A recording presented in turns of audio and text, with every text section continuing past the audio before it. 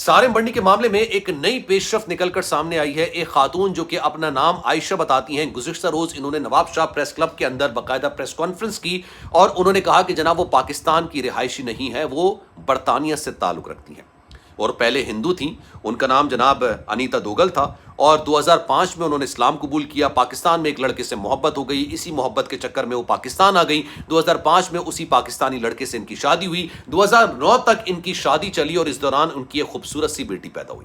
2009 में उसी लड़की के साथ इनकी अलैदगी हो गई, लेकिन चूंकि उनकी बेटी पैदा हो गई थी इसलिए उन्होंने ये सोचा कि मजीद 2 साल उसी लड़के के साथ गुजारी जाए जिनके साथ इन्होंने शादी की थी और फिर इनकी अलैदगी भी हो गई थी।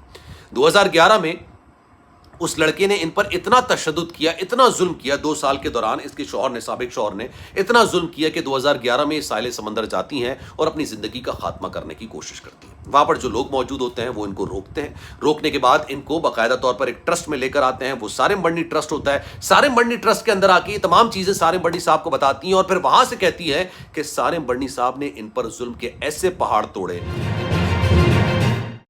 बिस्मिल्लाहिर्रहमानिर्रहीम, अस्सलाम वालेकुम, आप सभी को खुश आमदीद। मैं हूं सलमान मिर्ज़ा और आप देख रहे हैं मेरा यूट्यूब चैनल और Facebook page sum up with Salman Mirza. क्या हाल है जनाब, कैसे हैं आप लोग? मैं उम्मीद करता हूं, दुआ करता हूं आप जहां हो खैर वाफियत से हों, सेहतमंद हों, तंदुरुस्त हों और ये वीडियो देखने के लिए आप सभी ने अपना कीमती वक्त निकाला है। वीडियो के आगाज़ में तहे दिल से आप सभी का मैं शुक्रिया अदा करता हूँ। जनाब, आप सब जानते हैं कि मैं सारिम बढ़नी के मामले में आपको रोज़ाना की बुनियाद पर जो अपडेट्स आती हैं उस हवाले से मैं आपको अपडेट से आगाह करता हूं। लेकिन गुज़िश्ता रोज़ बड़ी हैरत अंगेज खबर निकल कर सामने आई है और इसका डायरेक्ट ताल्लुक सारिम बढ़नी साहब और उनके ट्रस्ट से है।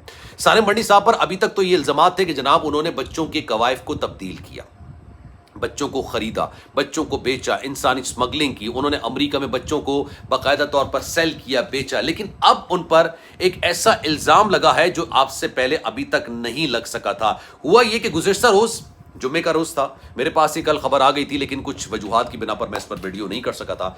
नवाब शाह का प्रेस क्लब है जनाब, यहाँ पर एक खातून नमूदार होती हैं जो कि अपना नाम आयशा बताती हैं और ये कहती हैं कि सारिम बढ़नी साहब ने उन पर जुल्म के पहाड़ तोड़ दिए। उन्होंने अपने बारे में बताया कि जनाब वो पहले हिंदू थीं, एक मुसलमान लड़के से मोहब्बत कर बैठी। वो पहले यूके में रहती थी, यानी बरतानिया की वो रिहायशी थी। 2005 में वो पाकिस्तान आती हैं और 2005 में पाकिस्तान आके वो उस शख्स से शादी कर लेती हैं और उनकी जो शादी है वो 2009 तक रहती है। 2005 में शादी करती हैं और ये शादी 2009 तक रहती है। इस दौरान उनकी एक बेटी पैदा हो जाती है, लेकिन ये शादी ज़्यादा अरसे चल नहीं पाती। 2009 में वो अपने शौहर से अलैदगी ले लेती हैं, लेकिन चूंकि उनकी एक बेटी पैदा हो चुकी थी इसलिए बेटी की देखभाल करने के लिए, बेटी के मामलात की वजह से उन्होंने इस बात में ही आफियत समझी कि अभी मजीद कुछ अरसे तक उसी लड़के के साथ जिससे उनकी अलैदगी हो चुकी है, उसी लड़के के साथ कुछ अरसे तक वक्त गुजारा जाए। अब वो ये कहती हैं जनाब 2011 तक मैं उस लड़के के साथ रही, लेकिन मीनवाइल इस 2 साल के दौरान जब मेरी अलैदगी हो चुकी होती है, मेरे साबिक शौहर ने मुझ पर जुल्म के ऐसे पहाड़ तोड़े जिसके बाद मैंने इस बात का फैसला कर लिया कि मैं अपनी ज़िंदगी का खात्मा कर लेती हूँ, मैं अपनी ज़िंदगी को ख़त्म कर देती हूँ। और इसी मकसद के तहत, इसी को नीयत लेके मैं कि अपनी ज़िंदगी का खात्मा करूँगी, मैं साहिल समंदर आती हूँ और उसके बाद मैं अपनी ज़िंदगी का खात्मा करने की कोशिश करती हूँ। ये खातून ये बताती है कि जनाब मैंने इस्लाम कबूल करने के बाद अपना नाम आयशा रखा, उससे पहले मेरा नाम जो था वो अनीता दोगल था। और ये जो प्रेस क्लब के अंदर, नवाब शाह का प्रेस क्लब है, वहाँ पर बैठ के गुफ्तगू कर रही होती है। वही कहती हैं जब मैं खुदकुशी करने के लिए साहिल समंदर पहुंची, उस वक्त जो वहाँ पर लोग मौजूद थे उन्होंने मुझे रोक लिया। उन्होंने कहा कि जनाब ये क्या करने जा रही हो? और ये बात लॉजिकल भी है कि आप खुदकुशी करने जाएंगे तो ऐसा तो नहीं है ना कि लोग सिर्फ तमाशा देखते रहेंगे, लोग हाथ पकड़ के रोकते हैं आपका। लेकिन उसके बाद जो उन्होंने बातें की वो इलॉजिकल किस्म की थी, वो मैं सारी चीज़ें एक एक करके आपके सामने रखता हूँ। उन्होंने कहा कि जनाब मैंने लोगों को बताया कि मैं अपनी ज़िंदगी का खात्मा करना चाहती हूँ, मेरे पास जीने की वजह ख़त्म हो चुकी है, मेरी अलैदगी हो चुकी है, मेरी बेटी है, मेरा शौहर, साबिक शौहर मुझ पर तशद्दुद करता है, जुल्म करता है। तो लोगों ने कहा कि हम आपको एक ऐसी जगह ले चलते हैं जो कि जहाँ ख़वातीन के लिए बड़ी सेफ तस्वुर की जाती है। वो मुझे दारुल अमान ले गए जो कि सारिम बढ़नी ट्रस्ट का था।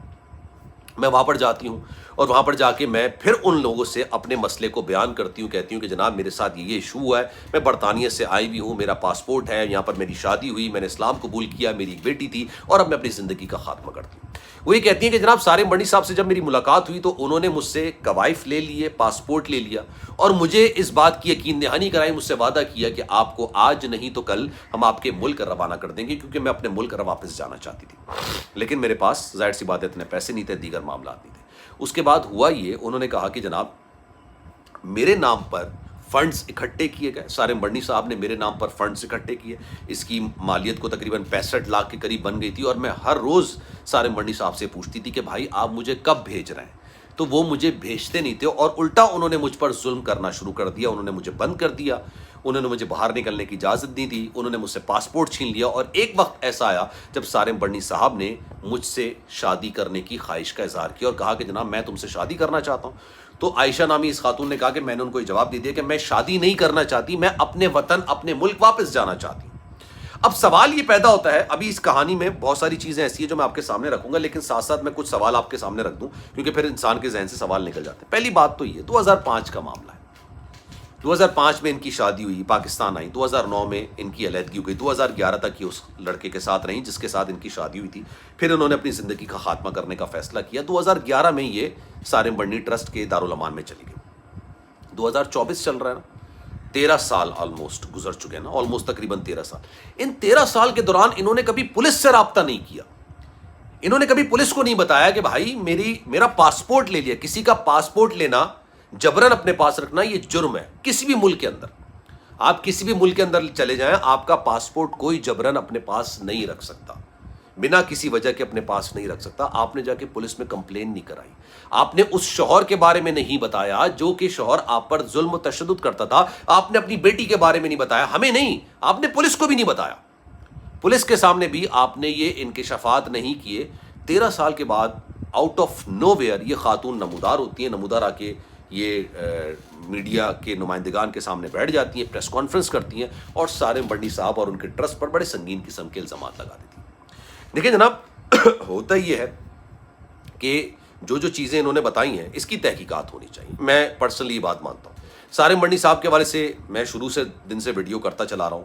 سارم بڑنی صاحب یوٹیوبرز کو برا بھلا کہہ رہے ہیں, لیکن ہر یوٹیوبر تقریباً, مجھے ہر ایک کی بات نہیں کرتا, میں اپنی بات کر لیتا ہوں. چلے, میں ہر ویڈیو کے اندر یہ بات کہتا ہوں کہ سارم بڑنی صاحب پر جو الزامات لگے ہیں اس کی تحقیقات ہونی چاہیے. میں ہر ویڈیو کے اندر یہ بات کہتا ہوں کہ سارم بڑنی صاحب پر الزامات لگنے سے پہلے, یعنی ان کی گرفتاری سے پہلے, جو وہ کام کر رہے تھے اور جو ٹی وی چینلز کے بارے میں جو ان کے بتاتے تھے کہ جناب یہ کام ہو رہا ہے, یتیموں کی کفالت ہو رہی ہے, یتیم بچوں کو اپنے پاس رکھا جا رہا ہے, ان کی اچھی دیکھ بھال کی جا رہی ہے, یہ بڑا نیک کام ہے.